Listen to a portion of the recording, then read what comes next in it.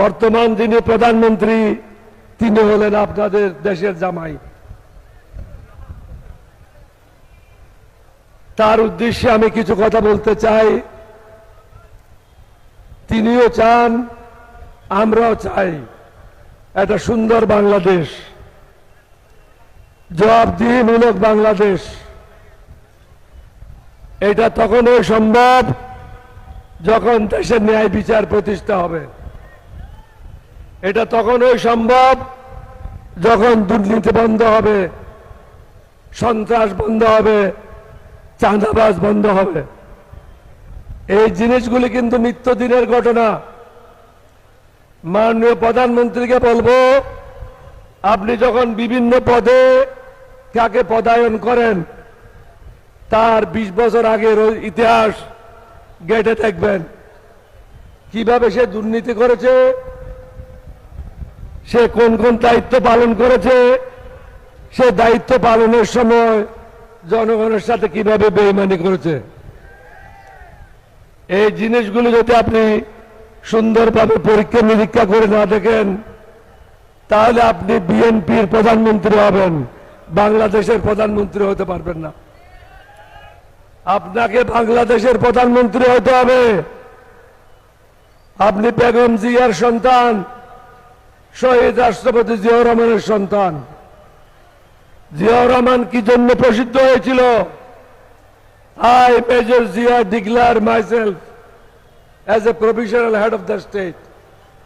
তিনি বাংলাদেশের স্বাধীনতা ঘোষণা করে জাতির দুর্দিনে জনগণকে দিক নির্দেশনা দিয়ে মানুষের মধ্যে প্রসিদ্ধ হয়েছিলেন। বেগম খালেদা জিয়া সংসদীয় গণতন্ত্র প্রতিষ্ঠা করে জনগণের মধ্যে অমরত্ব লাভ করেছেন।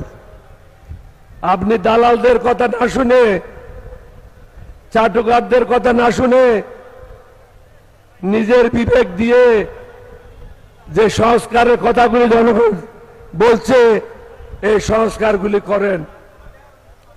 আমি দুইটা মিটিংয়ে আগেও বলেছি, একটা বিষয় শুধু আপনার অসুবিধা হতে পারে, সেটা হলো একাধারে প্রধানমন্ত্রী, একাধারে সংসদের নেতা, একাধারে দলীয় প্রধান। আমাদের প্রস্তাব ছিল যিনি প্রধানমন্ত্রী হবেন তিনি দলীয় প্রধান থাকতে পারবেন না। এই বিষয়টা নিয়ে আপনি 11 দলীয় ঐক্যজোটের সাথে কথা বলেন, বাকি কোনো দফা নিয়ে কথা বলার প্রয়োজন নাই। আপনি এটা গ্রহণ করেন, গ্রহণ করে তা থেকে মুক্তি দেন। আপনি একটা জিনিস বুঝতে পারছেন না,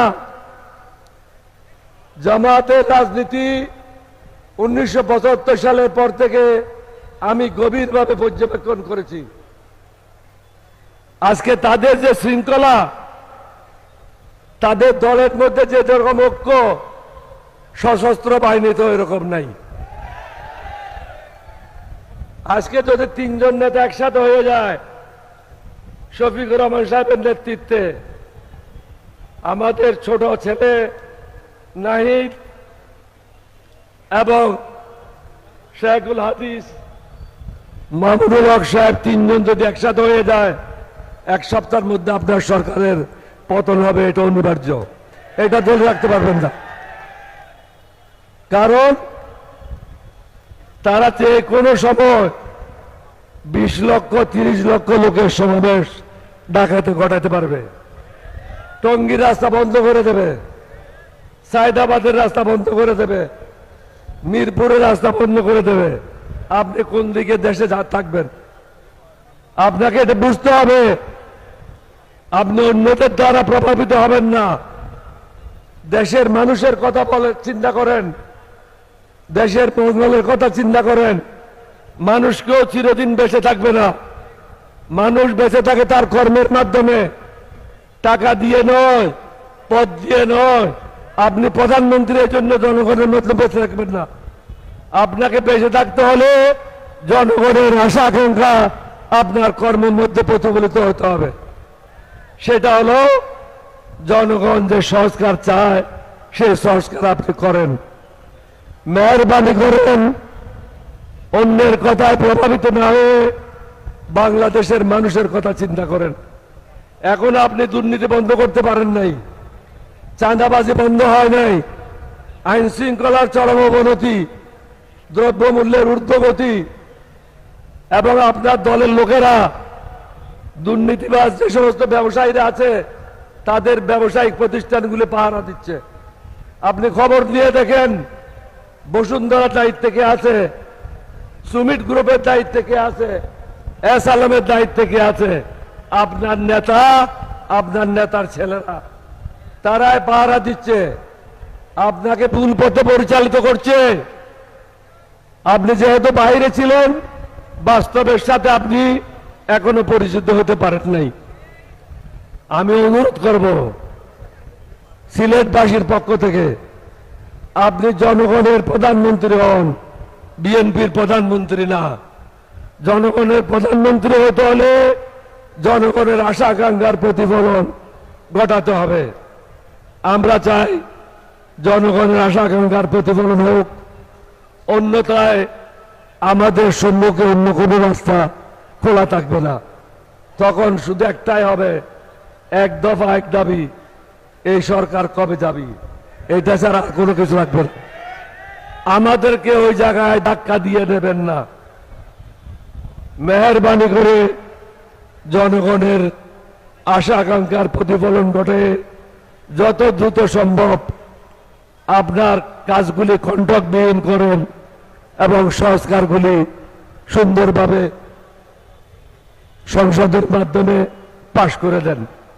তাহলে দেশে শান্তি ফিরে আসবে। শফিকুর রহমান সাহেব আর নাহিদ, অন্যান্য যারা আছে, তারা সবসময় তো একটা কথাই বলছে, আমরা সরকারকে সাহায্য করতে চাই। তারা তো এটা বলে নাই সরকার আমরা টেনে আসে নামাতে চাই।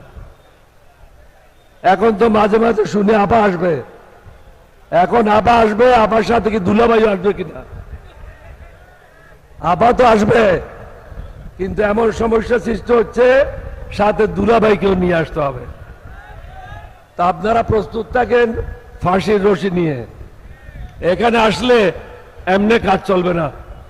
এবার ফাঁসি ঢাকা কারাগারে হবে না, সরওয়ার্দী উদ্যানে করতে হবে। তাহলে